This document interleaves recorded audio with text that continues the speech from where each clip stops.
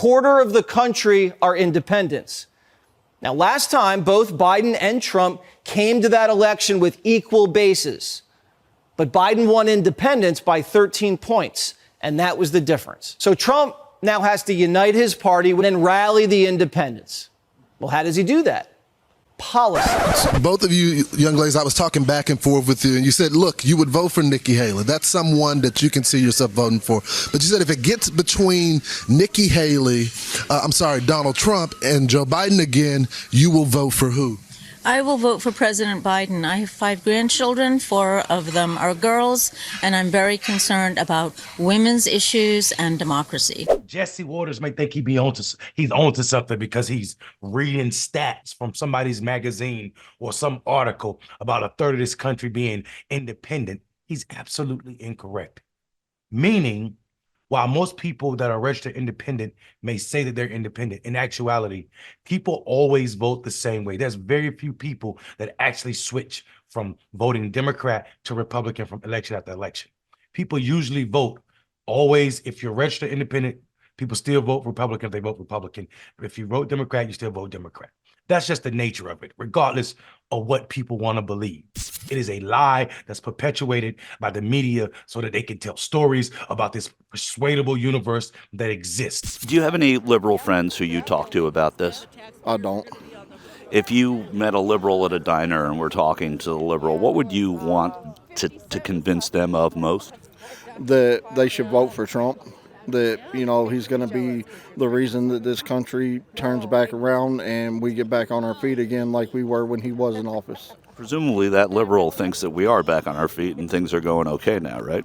Yeah, it's going to be a little bit harder to convince them, but I believe that, the more people who vote for Trump, the better chance that we have to see a change in this country again. Is there anything they could convince you of? Any one thing? Oh, not at all. Do you have friends who are Democrats still, who are liberals, who live in your part of town? I try to still have friends that do that, but you can't hardly have conversations anymore because they don't even want to have a conversation. Do you want to have a conversation with them? I'm willing to talk to anybody. What would you love to convince one of them about Donald Trump? One thing, if you could. Well, I think he's a man of integrity. He loves this country. He's willing to go to bat for it, because if he wasn't, he sure wouldn't be putting up with everything that they keep throwing at him to keep him out. So I would say give the man a chance. And what could they convince you about President Biden? Where would you be open to listening to them about President Biden? Very little. See, haven't we just hit the problem then? Well, see, no, but it is true. I would listen. Yes, there are voters that need to be persuaded. There are not that many voters in this country who already don't have their mind made up. Those are just the facts of this work. If you look at people's voting history, it will show what I'm saying is factual. Everything else is just to sell you wolf tickets. What's beautiful, though, is this idea that Jesse thinks Donald Trump has what it takes to unite not just the Republicans, but those people who exist outside of the Republican Party. This is a myth. This is a dumb myth, not grounded in anything. What they're not going to tell you is all of those polls that they were bragging about Donald Trump leading in, they're gone. There's no lead for Donald Trump right now. Donald Trump is no longer leading Biden because the race has narrowed.